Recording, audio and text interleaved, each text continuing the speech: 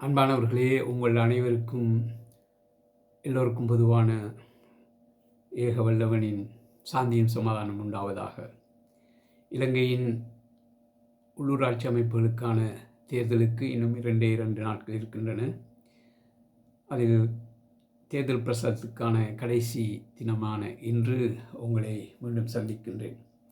இதிலே குறிப்பாக புத்தள மாநகரசபை தேர்தலுக்கான இந்த தேர்தல் பிரச்சார கூட்டங்களில் நடைபெறும் ஒரு சில விடயங்களை உங்களுடன் பகிர்ந்து கொள்வதற்கே இந்த ஒரு காணொளி.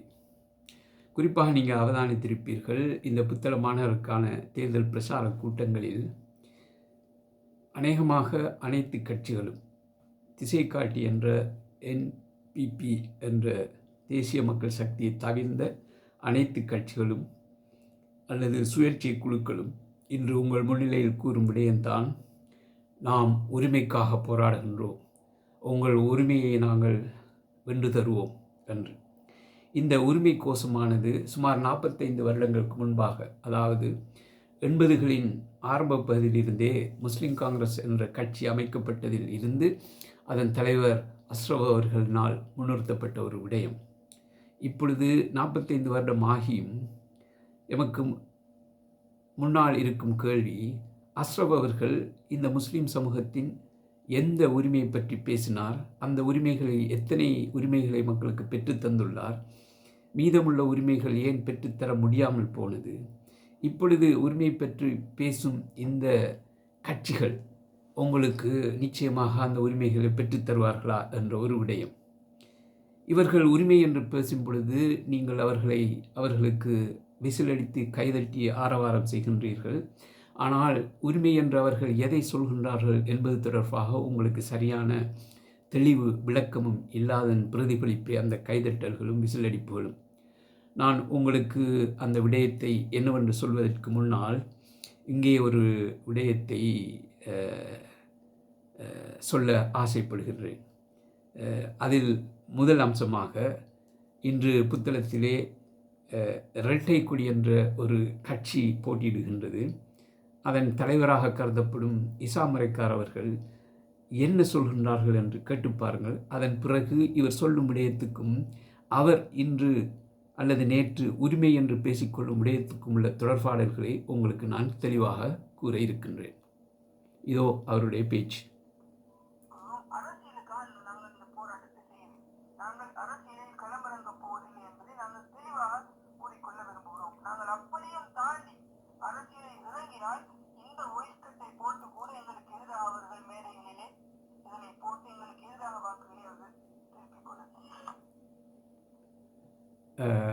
இதுதான் இசா மரைக்கார் என்ற மாநகர சபைக்கான முதன்மை வேட்பாளர் இந்த இரட்டை கொடி, அதாவது வாடகைக்கு அமர்த்தப்பட்ட இரட்டை கொடியின் சார்பாக போட்டியிடுபவர். இவர் இந்த பேச்சை பேசிய பொழுது அந்த முஸ்லீம்களின் உரிமை, புத்தள மக்களின் உரிமை என்ற எதையுமே இவர் அறிந்து கொள்ளவில்லையா என்ற முதல் கேள்வி உங்கள் முன்னால் விட்டுச் செல்கின்றேன். நீங்களும் கூட இதுவரை அவரிடம் இந்த கேள்வியை கேட்கவில்லை. இப்பொழுது திடீரென வந்து உங்களுடைய உரிமைகள் என்று பேசுகின்றார். அதே போலவே இந்த திசை காட்டி கட்சியை தவிர்ந்த அனைத்து கட்சிகளும் சுயேட்சை குழுக்களும் கூட உங்களுக்கு உரிமையை பெற்றுத் தருவதாக, ஆகவே அவர்களுக்கு வாக்களிக்கும்படி கேட்கின்றார்கள். நான் ஏற்கனவே சொன்னது போல இந்த உரிமை என்பதை அவர்கள் என்னவென்று தெளிவாக உங்களுக்கு சொல்லவில்லை. இருந்த பொழுதிலும் உரிமை என்ற அந்த வார்த்தையை கேட்டு பழகி போன நீங்கள் இதில் பெரிய ஒரு மர்மம் இருக்கின்றது என்பதற்காக உங்களை அறியாமலே கைதட்டி அவர்களை வரவேற்கின்றீர்கள். நான் அந்த விடயத்துக்கு சொல்வது, அந்த விடயம் அவர்கள் சொல்லும் உரிமை என்றால் என்னவென்று சொல்வதற்கு முன்பாக உங்களின் கவனத்துக்கு இன்னொரு விடயத்தை கொண்டு வருகின்றேன். அன்பார்ந்த வாக்காளர் பெருமக்களே, இவர்கள் முஸ்லீம்களின் உரிமை என்று கலைப்பார்களே, ஆனால் எமக்கான முஸ்லீம்களின் உரிமையாக அவர்கள் கருதி கொள்ளும் விடயங்கள் எது எம்மிடமிருந்து பறிக்கப்பட்டுள்ளது, எது எமக்கு அனுபவிக்க முடியாத உரிமையாக இருந்து கொண்டிருக்கின்றது. உதாரணமாக எங்களுடைய சிவில் உரிமை. நீங்கள் இலங்கையிலே பிறந்து நீங்கள் ஒரு இலங்கை பிரஜை என்று பதிந்து கொள்வதற்கான உரிமை, சிவில் உரிமை உங்களுக்கு மறுக்கப்பட்டுள்ளதா? அதன் நிமித்தம் நீங்கள் வாக்களிக்கும் உரிமை மறுக்கப்பட்டுள்ளதா? அதன் நிமித்தம் நீங்கள் வாக்காளர்களாக போட்டியிடும், வேட்பாளர்களாக போட்டியிடும் ஏதாவது சந்தர்ப்பம் மறுக்கப்பட்டுள்ளதா? சாதாரண உள்ளூராட்சி அமைப்புகளாக இருந்தாலும் சரி, பாராளுமன்ற தேர்தலாக இருந்தாலும் சரி, ஈவன் ஜனாதிபதி தேர்தலில் கூட ஒரு இலங்கை மகனுக்கு, ஒரு சிறுபான்மையினருக்கு, அதுவும் முஸ்லீம்களுக்கு உரிமை வழங்கப்பட்டுள்ளது. ஆகவே உங்களுடைய சிவில் உரிமைகள் எதுவுமே அங்கே இதுவரை பறிக்கப்படவில்லை. அதே போல் நீங்கள் இந்த நாட்டின் பிரஜை என்ற வகையிலே உங்களுக்கு கடவுச்சீட்டை பெற்றுக்கொள்ளும் உரிமை உண்டு. அந்த கடவுச்சீட்டை பாவித்து நீங்கள் வெளிநாடுகளுக்கு சென்று படிப்பதற்கோ, தொழில் புரிவதற்கோ, ஆராய்ச்சிகள் செய்வதற்கோ, இன்னும் என்னென்ன விடயங்களை உங்களால் செய்து கொள்ள முடியுமோ அத்தனைக்கும் உங்களுக்கு அனுமதிக்கப்பட்டுள்ளது. ஆகவே அங்கேயும் உரிமை பறிக்கப்படவில்லை. நாம் மிகவும் மேலான உரிமையாக கருதும் எம்முடைய சமய உரிமை, தினந்தோறும் 5 வேளை தொழுவதற்கான உரிமை மறுக்கப்பட்டுள்ளதா? வருடம் ஒரு முறை நீங்கள் நோன்பு நோக்கும் உரிமை மறுக்கப்பட்டுள்ளதா? வருடம் ஒரு முறை நீங்கள் ஹஜ்ஜிக்கு செல்லும் உரிமை மறுக்கப்பட்டுள்ளதா? அல்லது நீங்கள் விரும்பி செய்யும் சதக்கா அல்லது வருடம் ஒரு முறை செய்யும் சகாத் என்பது உங்களுக்கு தடை செய்யப்பட்டுள்ளதா? இல்லை. ஆனால் இந்த கட்சிகளை சேர்ந்த சிலர், உதாரணமாக முஸ்லிம் காங்கிரஸ் கட்சியை சேர்ந்த ஒரு முன்னாள் மாகாண சபை உறுப்பினர் நியாஸ் என்பவர் கூட கடந்த பொதுத் தேர்தலிலே அவர் பேசியிருந்ததை நீங்கள் கேட்டிருப்பீர்கள். இந்த தேசிய மக்கள் சக்தி ஆட்சிக்கு வந்தால் அங்கே தாடி வைக்கும் உரிமைகளை முஸ்லீம்கள் இழப்பார்கள், தொழுவதற்கான உரிமையை முஸ்லீம்கள் இழப்பார்கள் என்று. இதுவரை அப்படியான எந்த உரிமையும் யாரும் இழந்ததாக தெரியவில்லை. ஆகவே எங்களுடைய சமயம் தொடர்பான, எமது கலாச்சாரம் தொடர்பான எந்த உரிமைகளும் மறுக்கப்படவில்லை. உங்களுக்கு கல்வி உரிமை மறுக்கப்பட்டுள்ளதா? இல்லவே இல்லை. நீங்கள் விரும்பிய மொழி, தமிழாக இருந்தால் என்ன, சிங்களமாக இருந்தால் என்ன, ஆங்கிலமாக இருந்தால் என்ன, ஏன் இவற்றை விட அரபு மொழியில் தான் நான் படிக்கப் போகின்றேன் என்று உள்நாட்டிலோ வெளிநாட்டிலோ நீங்கள் படிப்பதற்கான உரிமை உங்களுக்கு மறுக்கப்பட்டுள்ளதா? இல்லை. நீங்கள் தொழில் செய்யும் சுதந்திரம் மறுக்கப்பட்டுள்ளதா? உள்நாட்டிலோ வெளிநாட்டிலோ? அல்லது இன்னென்ன தொழில்கள் நீங்கள் செய்யக்கூடாது, நீங்கள் ஒரு முஸ்லீம் மகன், ஆகவே உங்களுக்கு அது மறுக்கப்பட்டது என்று சொல்லப்படுகின்றதா? இல்லை. ஆகவே இவர்கள் எந்த உரிமை பற்றி பேசுகின்றார்கள் என்று இன்னும் எனக்கு விளங்கவில்லை, உங்களுக்கும் விளங்கி இருக்காது.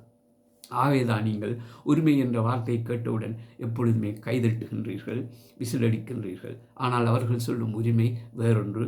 அதை இப்பொழுது சற்று நேரத்தில் உங்களுக்கு சொல்ல இருக்கின்றேன். ஆகவே அஸ்ரப் அவர்கள் எந்த ஒரு விடயத்தை பெறுவதற்காக கட்சி அமைத்து அரசியல் நுழைந்தாரோ அதே கட்சியை சுமார் 15-20 வருடங்களுக்கு முன்னால் இழுத்து மூடிவிட்டு அந்த கட்சி இறந்து விட்டது, அதை சவப்பெட்டிக்குள் வைத்து அதற்கான கடைசி ஆணியை அடித்து விட்டேன் என்று சொல்லியது உங்களுக்கு ஞாபகம் இல்லையா? ஆகவே முஸ்லீம்கள் என்ற இந்த இன குழுமத்துக்கு ஒரு தனி கட்சி என்ற ஒன்று அவசியமே இல்லை. அது காலப்போக்கில் எமக்கு ஒரு சுமையை தவிர இந்த சமூகத்துக்கும், இந்த நாட்டுக்கும், இந்த ஊருக்கும் எந்த விதத்திலும் உங்களுக்கு பயன் தரக்கூடியதாக இல்லவே இல்லை. இந்த முஸ்லீம் காங்கிரஸ் என்ற கட்சி அழித்த அதன் ஸ்தாபக தலைவர் அஸ்ரப் அவர்கள் அதுக்கு பகரமாக எல்லோரையும் உள்ளடக்கிய ஒரு நுவா என்ற ஒரு தேசிய கட்சியை உருவாக்கினார். ஆனால் அதுவும் கூட அவர் அதை ஆரம்பித்து ஒரு வருடத்துக்குள் அவருடைய மரணம் நிகழ்ந்துவிட்டது, அல்லது சந்தேகிக்கப்படும் கொலை நிகழ்ந்துவிட்டது. அதிலிருந்து அந்த கட்சி கைமாறியது. அதை பெற்றவர்கள் இன்று இலங்கை ரீதியிலே ஒரு முக்கியமான பதவி வகித்தாலும் கூட, அதாவது அசாத் சாலி அவர்கள் இந்த கட்சியை இன்று வைத்து கொண்டிருக்கின்றார். அவர் மேல் மாகாணத்தின் ஆளுநராக கூட இருந்திருக்கின்றார். அவருக்கு சிங்கள மக்கள், தமிழ் மக்கள், முஸ்லீம் மக்கள் என்பவருக்கு மத்தியிலே பெரிய ஒரு செல்வாக்கு இருக்கின்றது. அவர் இந்த நாட்டின் அரசியலில் மிகவும் அறியப்பட்டவர் என்ற நிலையிலும் கூட அவரால் அந்த கட்சியை வளர்த்தெடுக்க முடியாமல் இருக்கின்றது. காரணம், அப்படியான ஒரு கட்சியை மக்கள் வரவேற்கவே இல்லை. ஏனெனில் இலங்கையை பொறுத்தவரையில் அங்கே தேசிய அளவிலே முழு நாட்டையும் பிரதிநிதித்துவப்படுத்தக்கூடிய பல கட்சிகள் இன்று உண்டு.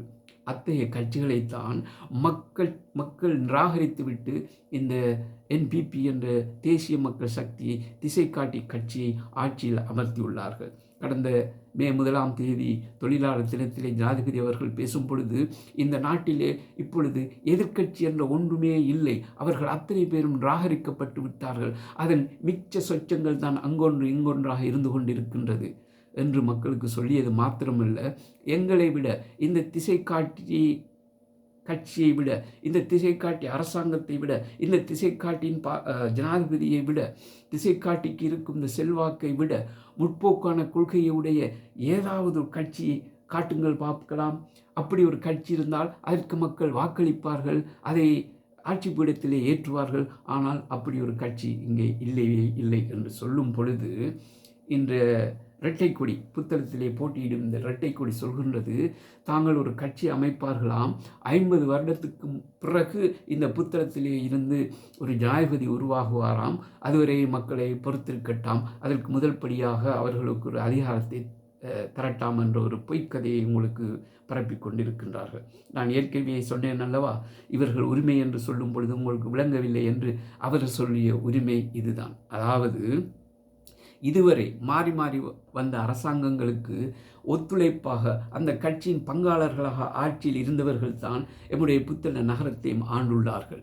அது மரக்கட்சியாக இருக்கலாம், யானையாக இருக்கலாம், அவர்கள் இருவரும் சேர்ந்து ஆட்சி அமைத்திருக்கலாம், மயில் கட்சியாக இருக்கலாம், அல்லது இன்னொரு கட்சிகள் சேர்ந்தே ஆட்சி அமைத்து இன்று அவர்கள் ஒரு பிரச்சனைக்குரிய மனிதர்களாக இருக்கின்றார்கள். அவர்களுக்கு மேல் மிகவும் பாரிய ஊழல் குற்றச்சாட்டுகள் இங்கே முன்வைக்கப்பட்டுள்ளது. அது தொடர்பான விசாரணைகள் மிக விரைவில் நடத்தப்பட இருக்கின்றது. உதாரணமாக இந்த அல்ஃபா, பேட்டா, டெல்டா என்ற கடை தொகுதிகள் தொடர்பாக அதிலே ஒரு அம்சம்தான் கட்டி முடிக்கப்படாத நிலையில் அல்லது இன்னும் அவற்றின் கடைகள் விற்று முடிக்கப்படாத நிலையில் இருக்கும் அந்த அல்ஃபா மார்க்கெட் தொடர்பாக ஊழல் நடந்துள்ளதாக மிக பெரும் குற்றச்சாட்டு உண்டு. அது தொடர்பான விசாரணைகள் இனி வரப்போகின்றது. அந்த ஊழல் குற்றச்சாட்டில் இருக்கும் இந்த கட்சியை சேர்ந்தவர்கள் தான் இப்பொழுது சொல்கின்றார்கள், எங்களுக்கு நாம் உரிமை பெற்றுத்தரப்போகின்றோம் என்று. அவர்கள் கேட்கும் உரிமை என்னவென்றால், எமக்கு நான் இதுவரை சொல்லிய அத்தனை உரிமைகள் அங்கே அப்படியே இருக்கும் பொழுது, அந்த உரிமை அத்தனை நாம் மிகவும் பவ்யமாக மிகவும் ஒரு நல்ல முறையில் அனுபவித்து கொண்டிருக்கும் பொழுது எமக்கான புதிய உரிமைகள் எதுவும் தேவையே இல்லை. சிலர் சொல்லலாம், முஸ்லீம்கள் பயமின்றி வியாபாரம் செய்ய முடியாமல் இருந்தது, அல்லது அவர்கள் மார்க்க கடமைகளை செய்ய முடியாமல் இருந்தது, அதை இந்த பேரிதுவாரம் தடுத்தது. ஆகவே அத்தகைய விடயங்களிலிருந்து அத்தகைய உரிமைகளை நாம் மீள பெற்றெடுக்க வேண்டும் என்று நீங்கள் மறந்துவிடக்கூடாது. இத்தனை அம்சங்களும், முஸ்லீம்களுக்கு எதிரான கலவரங்களும், முஸ்லீம்களோட மதக்கடமைகளுக்கு ஏற்பட்ட பாதிப்புகளும், இன்னொரு சிக்கல்களும், கஷ்டமான சூழ்நிலைகளும் இவர்கள் அன்று ஆதரித்த கட்சிகள் தான் அரசாங்கத்தில் இருந்த பொழுது உங்களுக்கு மேற்கொள்ளப்பட்டதே அல்லாமல் இந்த தேசிய மக்கள் சக்தி திசை காட்டி கட்சி ஆட்சியில் அமர்ந்திருக்கவும் இல்லை, உங்களுக்கு இப்படியான கஷ்ட சூழ்நிலைகளை ஏற்படுத்தவும் இல்லை. ஆகவே அதற்கும் இந்த ஏனைய கட்சிகள் தான் பொறுப்பு கூற வேண்டும். ஆகவே இந்த நிலையில் அவர்கள் சொல்லும் உரிமை என்னவென்றால், தாங்கள் தொடர்ந்து உங்கள் முதுகிலே சவாரி செய்வதற்கு, தொடர்ந்து தாங்கள் ஊழல் செய்வதற்கு, தொடர்ந்து நாங்கள் ஏற்கனவே செய்த ஊழல்களை மறைப்பதற்கு எங்களுக்கு ஒரு சந்தர்ப்பம் தாருங்கள், உங்களை சுரண்டுவதற்கு எங்களுக்கு சந்தர்ப்பம் தாருங்கள், அரச பணத்தை கொள்ளையடிப்பதற்கு எங்களுக்கு சந்தர்ப்பம் தாருங்கள் என்று அவர்களுடைய உரிமையாக அவர்கள் நினைத்துள்ளதை பாதுகாப்பதற்காகவே உங்களுக்கு பொய் சொல்கின்றார்கள். உங்களுடைய உரிமையை காப்பாற்றுவோம், உங்களுக்கு உரிமையை பெற்றுத்தருவோம் என்று. அத்தகைய ஒரு நிலையில்தான் இன்று இந்த இரட்டை கொடியும் கூட உங்களுக்கு அரசியல் உரிமையை பெற்றுத்தருகின்றோம், அதற்கு ஒரு தனியான கட்சியே அவசரம் என்று உங்களுக்கு பொய் சொல்கின்றார்கள். உங்களை கோமாளிகள் ஆக்குவது மாத்திரமல்ல, உங்களை ஒரு அரசியல் ரீதியிலே ஒரு மடையர்களாக நினைத்து கொண்டு உங்கள் மூலம் இந்த நச்சுக்கத்தை விதைக்கின்றார்கள். மக்களே, வாக்காளர்களே, மிகவும் கவனமாக இருக்க வேண்டும்.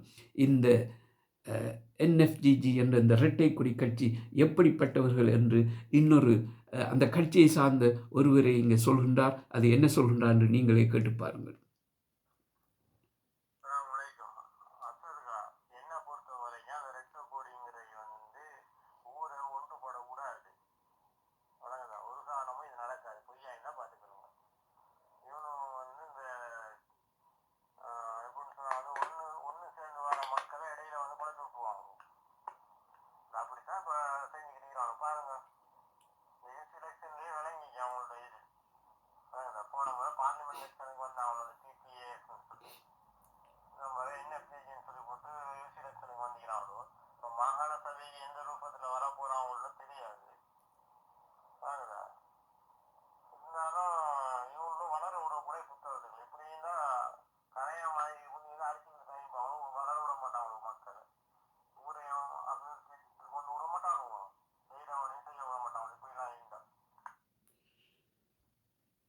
உங்கள் இந்த ஒளிப்பதியை நீங்கள் கேட்டிருக்கின்றீர்கள். இவர் என்ன சொல்ல வருகின்றார் என்பதையும் அதன் அர்த்தப்பாடு என்னவென்பதையும் நீங்கள் அறிந்திருப்பீர்கள். ஆகவே இந்த இரட்டை கொடி என்பது அன்றும் சரி இன்றும் சரி புத்தளத்துக்கு ஒரு முன்மாதிரியான கட்சியாக, மக்களுக்கிடையே ஒற்றுமையை ஏற்படுத்தும் கட்சியாக, புத்தளத்தின் அபிவிருத்தியை மாத்திரம் கருத்தில் கொண்ட கட்சியாக இல்லை. இந்த NFGG கட்சி என்பது இன்று எந்த தேசிய கட்சிகள் சேர்ந்தாலும் தங்களுக்கு ஒரு தேசிய பட்டியல் தாருங்கள் என்று பிச்சை கேட்கும் ஒரு கட்சியாக இருந்து கொண்டே இருக்கின்றார்களே அல்லாமல் இவர்கள் முஸ்லிம் சமூகத்துக்கோ அல்லது அவர்கள் பிரதிநிதித்துவப்படுத்தும் பிரதேசங்களுக்கோ எந்தவித நன்மையும் அற்றவர்கள். ஆகவே தான் கடந்த பொதுத் தேர்தலில் கூட இந்த கட்சி எங்கே ஆரம்பிக்கப்பட்டதோ அந்த குறிப்பிட்ட ஊரில் தவிர்ந்த மற்ற இடங்களில் அவர்கள் தேர்தலில் குதித்தார்கள். அந்த அடிப்படையிலே அவர்கள் நிராகரிக்கப்பட்டார்கள். அந்த அடிப்படையை, அந்த விடயத்தை முன்னிறுத்தியே இன்று புத்தளத்தில் இந்த இரட்டைக்கொடி என்ற கட்சி போட்டியிடுகின்றது. அவர்கள் உங்களை மடையராக்குகின்றார்கள். தாங்கள் புத்தளத்துக்கு ஒரு தனிய கட்சி அமைக்கப் போகின்றார்களாம். அது 10-15 வருடங்களில் ஒரு தேசிய அளவிலான கட்சியாக மாறுமாம். அதில் 50 வருடத்துக்கு பிறகு இதே புத்தளத்திலிருந்து அவர்கள் உங்களுக்கு ஒரு ஜனாதிபதியை பெற்றுத் தருவார்களாம் என்று கதையை விடுகின்றார்கள். மக்களே, இது உங்களுக்கான கடைசி சந்தர்ப்பம். நான் ஏற்கனவே பல முறை கூறியிருப்பது போல சகலதும் NPP தேசிய மக்கள் சக்தி திசை காட்டி சின்னம் என்று இருக்கும் பொழுது நம்முடைய மாநகர சபையை மாத்திரம் ஒருவர் இருவராக வேறு கட்சிகளுக்கு கொடுத்து நாம் அனுபவிப்பதற்கு தகுதியான சகல விடயங்களிலும் இருந்து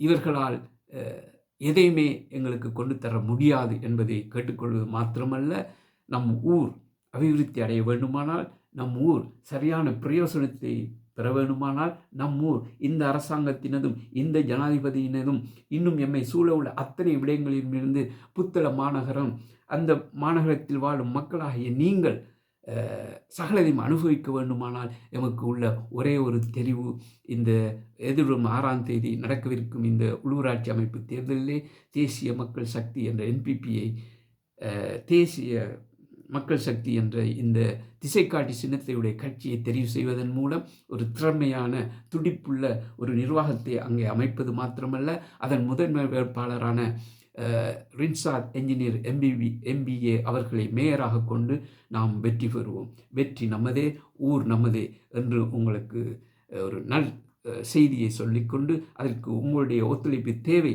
என்று வினயமாக கேட்டுக்கொண்டு உங்களிடமிருந்து விடைபெறுகின்றேன். நன்றி. அஸ்ஸலாமு அலைக்கும் வரஹ்மத்துல்லாஹி வபரகாத்துஹு.